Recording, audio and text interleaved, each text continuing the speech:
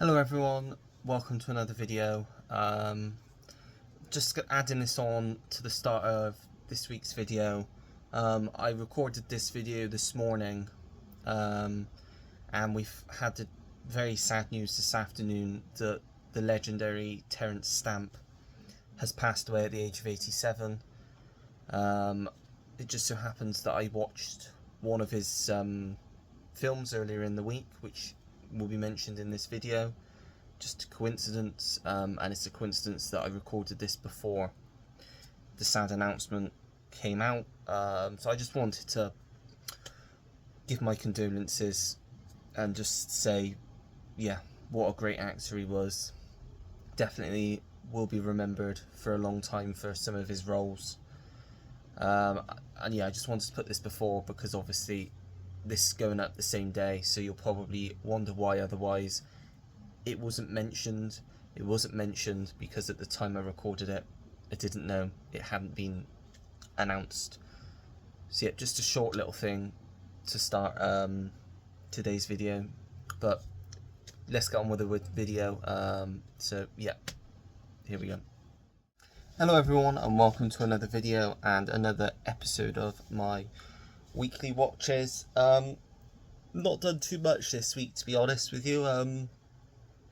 Mainly just busy, being at the cinema quite a bit, and just I haven't really watched a great deal this week.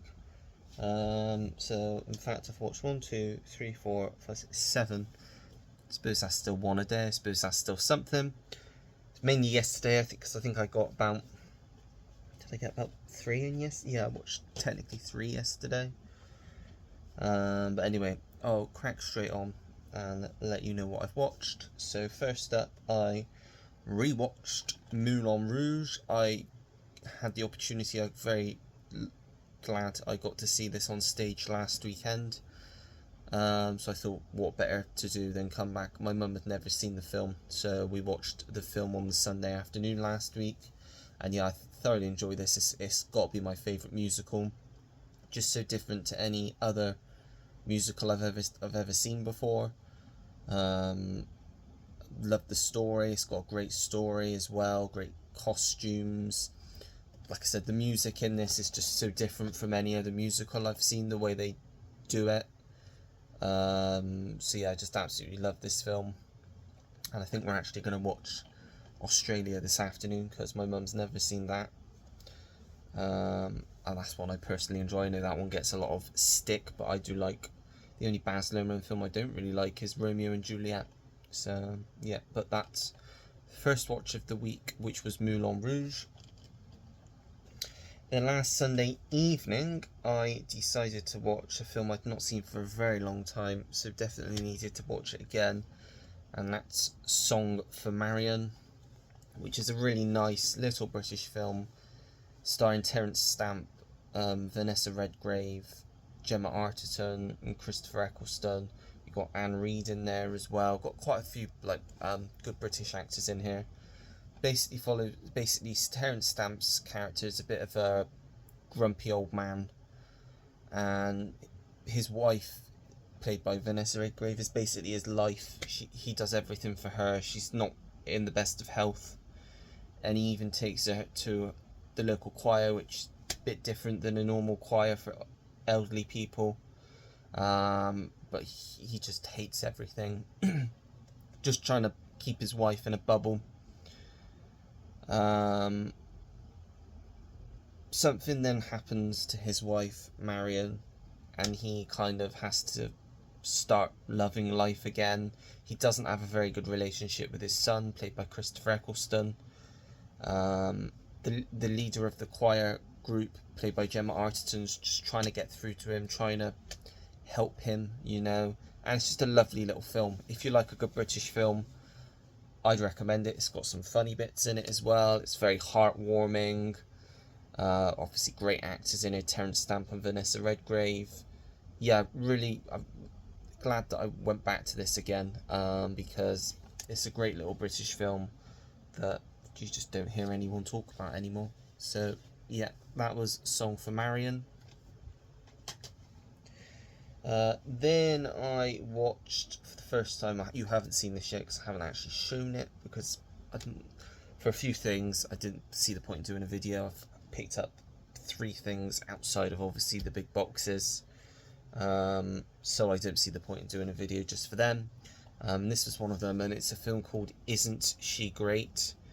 And it stars Bette Midler, Nathan Lane, Stockard Channing, and John Cleese. You've also got Amanda Peet in there as well. There are other people in there, but it's all in German, so I don't know. It's based on the true story of Jacqueline Susann, who famously wrote the book Valley of the Dolls back in the 60s, which was then later adapted into a film a few years later. It's basically just follows her life, the fact that she was an aspiring actress throughout the 30s and just couldn't get a break. She met and fell in love and married Nathan Lane's character, who became her agent, Irving. And then you've got, when she kind of breaks through sort of success with her first book, you've got her publisher, who is played by John Cleese, her editor, played by the great David Hyde Pierce, I forgot to mention, and you've got Amanda Peet, who also works for the publishing firm that kind of helps her, and Stockard Channing plays her best friend in this as well. I think it's Flo, I think her name was. But yeah, I only saw bad reviews for this online, but I thought it had a great cast. I thought I'd give it a go, and it was an alright watch. I'm glad I only got the DVD. I don't think it needs a Blu-ray. It was good. The actors did a good job in it. It's an interesting story, but I can see why it has the bad reviews that it does. Tonally, it's a bit all over the place. It doesn't know whether it wants to be a comedy or a drama, which I think is the biggest issue with the film. But like I said, the performances in the film, really good, really interesting story about people that I wasn't really familiar with before. So yeah, I'm glad that I did give it a watch. I will keep it in the collection because I'll give it a go again in the future. But if you like the sound of that sort of thing, a true story, like I said, it's got a good cast. The only issue is I do feel it was just a bit tonally, it was unsure of what it wanted to be. But yeah, that was Isn't She Great? Next up was the watch pile pick for the week. So as usual, I won't go over this in too much detail, because if you want to know my full thoughts, you can go back to that video and listen to them basically. But it was A Perfect Murder, which was like a remake of Dial M for Murder, a Hitchcock classic. This one stars Michael Douglas, Gwyneth Paltrow and Viggo Mortensen, and like I said in my video, it's an average 90s thriller, cut and paste sort of thing. You see this in a lot of the other sort of 90s thrillers trying to do the same thing. Nothing stand out, nothing particularly memorable, but Michael Douglas is always great, watchable in anything. Viggo Mortensen's always really good as well. And yeah, it was an entertaining sort of hour and 40 minutes that, yeah, worth watching. I think I said in my video, I'll probably just decase this one now. I'll keep hold of it and I might watch it again in the future, but it's not one that I feel like I need to go back to anytime soon, really. But yeah, that's A Perfect Murder. Flying through these this week, be a short video this week. Next up, I decided to watch for the first time Boyhood, my Arrow 4K of Boyhood, with Patricia Arquette, L.R. Coltrane, Lorelei Linklater and Ethan Hawke, obviously being a Richard Linklater film. And I know this is one of Sam's favourite films. He talks very highly about this film, and I will say this film, I do like these sorts of films, like a picture of someone's life for a certain amount of time, and this was filmed over 12 years, which is clever because I don't think any other film has done that before. But the one thing that I'll say brings this film down a little bit for me is the length. It's too long. It's nearly 3 hours. Personally, I think easily 45 minutes could have been cut out of this film and it would have still been just as good. It's a very good film. It's just because it's so long and because of what it's dealing with, because it's just dealing with a character, there were moments that took me out of it a bit, because I was just like, we've still got another hour to go, and it's like it should be wrapping things up now. We've got to like when he's older, and we've still got an hour to go. What's going to happen in this next hour? And I think purely that last hour went on a bit too long. Like I said, I think very easily this film could have been a 2-hour film, and it would have worked just the same for me. But like I said, don't get me wrong, still really enjoyed it. Still a really good film. I wouldn't put it quite as high as Sam does, just because, like I said, I just think it's just too long. I think it could easily be cut down a bit, and still have the same effect. But I am glad that I finally got around to watching it. I will watch it again, but again, it's one of those you've really got to dedicate some time to watch it. And it's not like a fast-paced film by any means. Like I said, it's following this young boy through his early boyhood, as it says, as the title is. Yeah, so that's Boyhood. Then, for Roy's sake, I decided to give this film another go, because I think he would have had a heart attack if I kept berating this film as much as I have been recently, because this is one of his favourites. So I thought, you know what, we were talking about films from 1982 on the stream last week. We'll be finishing that off on Monday, tomorrow night's stream, shall I say. Hence, this film was watched. I picked up the next film, which I've watched, and pretty much most of the films that I'll be watching today will also be 1982 films. I streamed one from 1982 last week, just so I could talk about them a bit more, because we talked about them on Monday, and I hadn't seen a lot of them, so I want to correct that. And this I hadn't seen for years, and didn't hold in the highest regards, much to Roy's dismay. And that's Blade Runner, the original from 1982, starring Harrison Ford. And I did really enjoy this on a rewatch, a lot better than I remember it being. Harrison Ford, always great to see on the screen.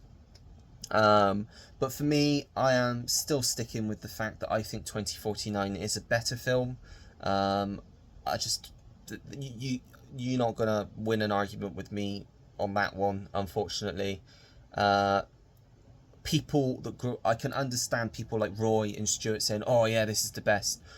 Roy can't say anything because he's not seen 2049 yet, so he can't really comment. But Stuart saying this has got nothing against 2049. I disagree. I think because Stuart grew up when that film came out and watched it probably around the time it came out in the 80s. It's a film ahead of its time for the 80s. It's very different. It's a classic. There was no sequel back then to go against. So I understand why people like Stuart's age think that this is a better film than 2049. However, I think if, like me, you just watched this just before 2049 came out and then went to see that, we've come a long way since this film came out, and 2049 basically just does everything that this film did back in the 80s, but improved on it, did it bigger and better. Just my opinion, I just think that's the way it is.